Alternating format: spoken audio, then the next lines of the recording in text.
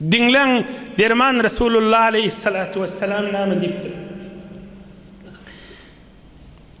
İza maridal abdu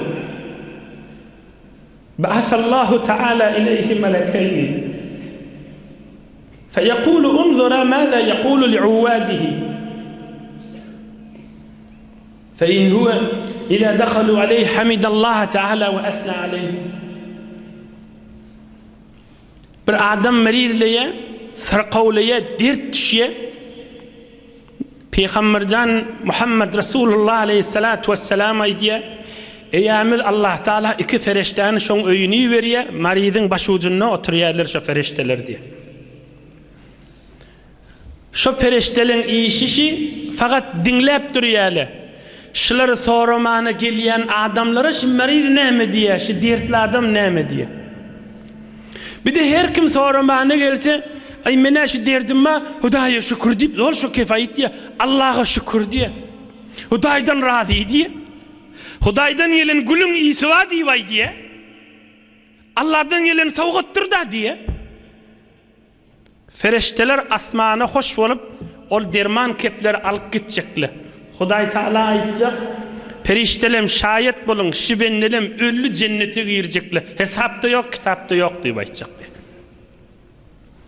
Aleyya in ana tawaffaytu an udkhilahu al-janna al-hadith sahih rawahu ibn Şahin fi at-targhib. Şöyle öllü cennete girjek diýip şayet bolun diýjek diýip. Madam narahatçylyk, pakirlik, gelilleri bolsun, kızları bolsun, oğlanları bolsun, toyu istelik kaygı, yasa istelik kaygı, bazıları istelik kaygı. Hey can Hudaý, Hudaý can Hudaý özün kuwat ber. Dillerine şu bada. Dilinne şu gurrunlar ba. Näme gurrun? Allah'ını zikretmek ba. Hança Allah'ın yanlışlığın dereceleri ola konlan. İki jawan oglan yanymyza gelipdi. Eýamiz Allah azze celal'le ona şahitdir. İkisi de yanımızda oturup başka her gaýsy. Her gaýsy da başka ýurtdan, türkmen oglanlardan, ikisi de jawan oglanlardan. Pakirli ikisi her gaýsynyň derdi de başka. İçine sığdırmany hiç kime aýtma men görürüňmi. Dükdüri de derdim aýdyp bilemek, bir derdim ma ölünçämde menden aýrylmaýaşy dert. Ben hazır özüm öýlene makdem ahunjan nip näme deýin nip ağlapdy. Ve Hudaýa da men şu ýagdaýda şükür etýän nipdi. Eyyub peýgamberiň derejelerinden benden üstüne goýuljagda.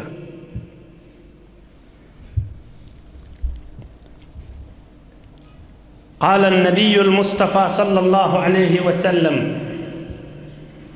ثم يؤتى بأهل البلاء ولا ينسب لهم ميزان ولا ينشر لهم ديوان فيصب عليهم الأجر صبا حتى إن أهل العافية ليتمنون في الموقف أن أجسادهم قرضت بالمقاريض من حسن ثواب الله تعالى عليهم رواه الطبراني والترمذي. نبي أكرم رسول الله Muhammed Habibullah sallallahu aleyhi ve sellem aýdypdyr. Oğul gyzyna, erheleyine, ırsgalyna, ya merizçiligine gaýgy diýip zol Hudaý can Hudaý özüň can Hudaý Qur'anyň molayyn Rabbim Allah can Hudaý diýip ölüp gidipdirler. Mahşer meýdanyna şol adamlary üýşürip bir ýerde goýjaklar. Hesap kitap da yok. Hen bilen namaları sagdan gelermi kam, sollan gelermi kam, buyrun yok. Üstlerine bir derece yağacak. Besbelli bula cennete şuna giyir vermeli, kafina çın deyilecek.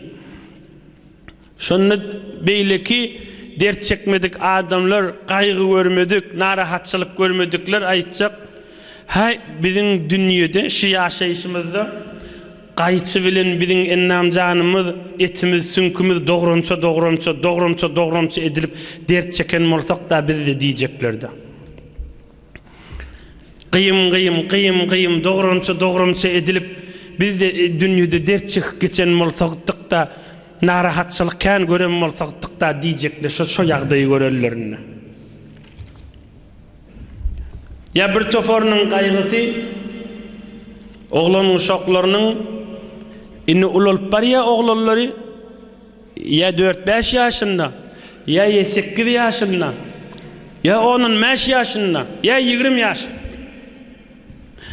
Bizim ewladymyz, gyýdymyz, oglumyz namazly bolsa da dip gije günni gaýgyda. Bir bolar bolmazrak dost bilen, boýdoş bilen çykyp gitdi. Dädi eni ýüregi tirçik ýada. Dädi enen ýüregi hatçyk galýada. Qymyl galýada. Bir näme gün ot kököjegi belde can Hudaý ödüň, can Hudaý ödüň, can Hudaý ödüň diýip galýa ýigini kıyamet derece daşı.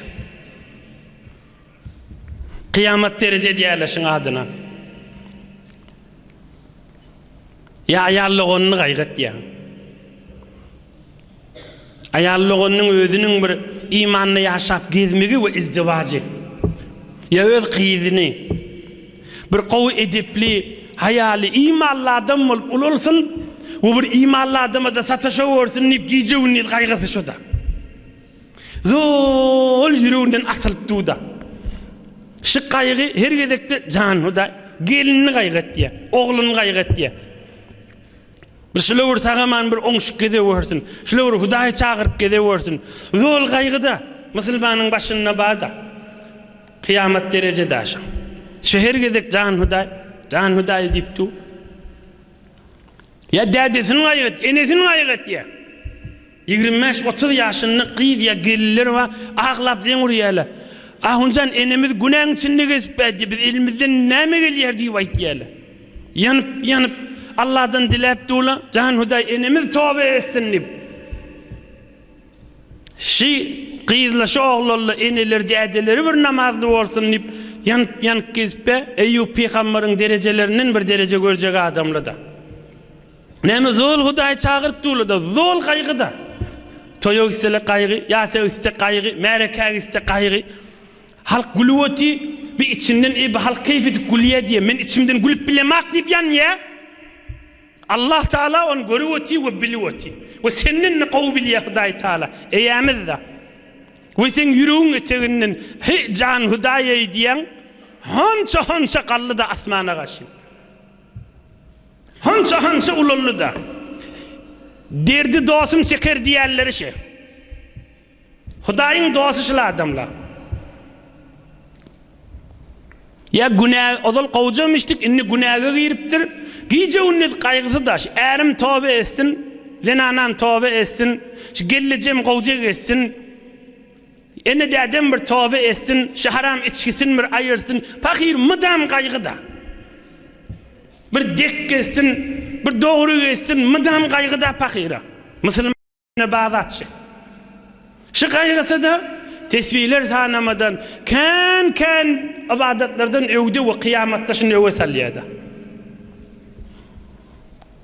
Ya yankı wurunly da izdivaç, ogly gaýgyda, ogly gaýgy. Şunu bir tamamen bir imanly gelin sataşsa, toy bolýa gaýgyda şuň ýüregi ýanygylla. Ey ol qonadam bolup toy tutuweti ýüregi narahatda şu oglunyň zinanasy gelini bir imanly, abreyli, izzetli bolsa. Öýlenipdir, toy tamam bolupdyr, ýüregi häzirde gaýgy, can Hudaý özüň arka bol, can Hudaý bir sagaman imanly ýaşasynlar diýipdi. Şuň adyny Eýüp peýgamberiň derejelerinden diýerler. Din adamlaryndan aýdaýlyň. Kana al-Hakam sadiqan ibn Sirin. 15 daqiqa wagtymyz bar.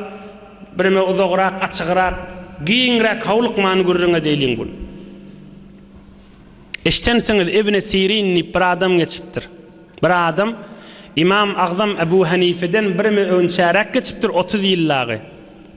Imam Agzam Ebu Hanife ýaly mujtehitmiş, beýik alim adammış, dağmış. Eştensiňiz Ibn Sirin diş ýormany ökdi diýip on görüňe girmeýin. Bir dünýeden ötüpdir. Mumurqaw dosy varmış. Ýüregine agram düşüp, şu dosum bir din adam şu dünýeden geçip, ısgyndan gaçyp kän meriz bolup ýatypdyr. Aham bir gün aýdypdyr, dostumy öten akşam dişimde gördüm diýipdir.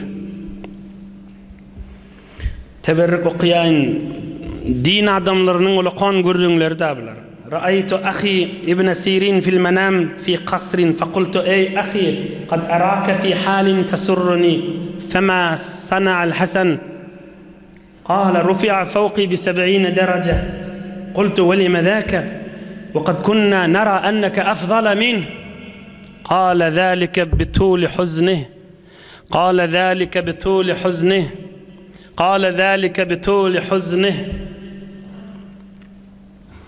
İbn Sirin'i gördüm cennette bir kasrın içinde oturuyor.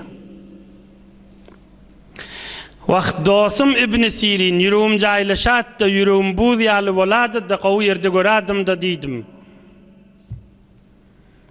Hani İmam Hasan yerde diýip aýtdym. Nebi Ekrem'in aktığı İmam Hasan'a ha başga bir Hasan-ı Basri diýip biri geçipdir. Onna ol aýtdy 70 derece menden ýokarda diýip aýtdy. O men dostumdan soradım. Biz hemme adamla sen ibadetin ondan kän, sen ilmin ondan kän, sen ondan derejäň ýokary diýip biz hesap etdiýädik. O näme sebepden derecesi ýokary boldy diýip soradyk. Onna ol jogap berdi, oň menden gaýgysy känni. Şoň menen 70 derece menden ýokarda boldy diýip aýtdy. Qala zalika bituli huzni, gaýgysy känti diýipdir. Gaýgysy kän bol Hudaý kän çagyrýardy diýipdir. Can Hudaý gaýgym aňsatma. Can Hudaý şu müşkülüm aňsatma. Can Hudaý kıyamet derece. Can Hudaý hesap kitabım. Can Hudaý kabirde rahat yatmam. Can Hudaý ya ogly dünýeden ötüpdir.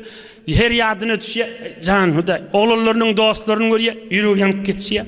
Ya öýü bar ya ýeri boş, ýüregi ýanyp geçýär. Can Hudaý hiç näşükürlük dedenak İmanını kamil, şükrün de etewinni, imma her bir yüreği ağırıp, yüreği tiğ çekip, yüreği yanık geçenini bir Hudaý çağırıya.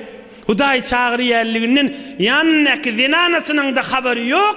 Yönü yüreğinden Rabbim Allah, Rabbim Allah, Rabbim Allah diye honça asmanlara uçurdu da. Bir dədəni, bir enəni, bir doğani, bir əri, bir heleyi ve her gaysi olsun. Min derecesi olu qanmalı, min qaygısı känti diýipdir. Ahirki kep Nebi Ekrem aleyhisselamın derman sözü bilen tamam edeyin ki inni kefte Eyyub peygamberin gurrunundan süreyim bir de kafa açıp versin. Resulullah aleyhissalatu vesselam aydiptir. Eşeddün nasi belâen الأنبياء ثم الصالحون ثم الأمثل فالأمثل Ey ummatım diptir. İn qaygısı kan, in kan dert çekýärler peygamberlerdir diptir. In kan dert çekýän idi hükmen en namjany dertli olmak däl ha, ýa-ni döregöy dertlerden sanadyk. Heleý gaýgy, zenanasy gaýgy. Nuh peýgamber heleý kafirmişdik. Mudam gaýgyda öýünni bir iýje bada. Iň bärsi bir uly gaýgysynyň biri da. Peýgamberimiz aýdypdyr, ey ummatym diýipdir. Iň derdin känsi, iň gaýgyň känsini peýgamberler çekdi diýipdir. Lut peýgamber heleý kafirmişdik. Musa peygamber şol beni İsrail'in gaýgysy öz ýerine. Emma bir gün Qarun ýani bir Allah uran bir zinanak bir qyýda kan altyn mereýin diýipdir. Sen bir märekan içinde Musa peygamber utandyr. Bagşlaň aýtýan şo jemiň içinde märekan içinde aýt Musa menen zina etdi diýip boýnal diýipdir. Engat Musa peygambera agyr düşüpdir şu görüň. Musa peygamber görürüm toqa biri ya Qarun turup zina sana da haram dämi diýipdir. Hawa diýipdir. Onda näme palanyňyz bilen sen zina etdiň diýip aýdypdyrlar. Musa peygamber gaty dargypdyr, ýüregine agramlar düşüpdir da. Bu görüňi açyk ýylyn Allah köklen wagtynda aýdyryn. İň dertken çekýärler Allah'ın dostları peygamberlerdir. Ondan sonra kim? Yani olary göre azyňrak az dert çekýän. Summa salihun. Hudaýyň musulman salih bendeleri, evliya adamlar. İň kän dert çekýärler kim boldy? Peygamberler boldy. Ondan soň evliya adamlar salih bendeler boldy. Gaýgysy kän, hey Hudaý kän çagyrýarlar. Ondan soň sada musulmanlaryň gaýgysy kän. Ondan soň bagşlaň bir fasyk musulmanyň gaýgysy bar. Ondan çirim pirler aýdypdyr. Allah Taalaň dostlary aýdypdyrlar. Şu peýgamberiň sözünden çykaryp dinleň. Eger peýgamberliň biriniň derdini bir ewliýalyň biriniň üstüne yükleseler, eger peýgamberliň biriniň çekýän gaýgysy derdini bir ewliýa adamyň beýik derece Hazreti Gaws-ı Azam Abdülkadir Geylani ýaly adamlaryň üstüne yükleseler, şol Hudaýyň dosty ewliýa adam bir lehze tähammül etip bilmän öler diýipdirler. Peýgamberliň biriniň derdini iň beýik ewliýalar İmam Ebu Hanife ýaly adamlaryň üstüne yüklesiň, bir lehze, bir saniye, bir dagyga çekip bilmän öler diýipdirler. Ondan soň ewliýa adamlaryň derdini, Hudaýyň dostlarynyň çekýän derdini bir sada musulman adamyň üstüne yüklense, şo sada musulman bir sagat, bir dagyga, bir lehze götürüp bilmän öler diýipdirler. Bir sadece musulman adamyň çekýän derdini, gaýgysyny, narahatçylygyny bir fasyk, günäkär, ýöne imany bar adama yüklense, şo imany bar fasyk adam götürüp bilmän öler diýipdirler. Emma bir musulmanma imany bar Allah'a, peýgambere, ýöne günäkär, ulukon günälerdi etýär fasyk adam. Şoňda özüne görä bir gaýgysy bar. Eger şi fasyk da bolsa, şu musulmanyň gaýgysyny bir kafir adamyň üstüne yüklesiň, kafir götürüp bilmän öler diýip aýtýar.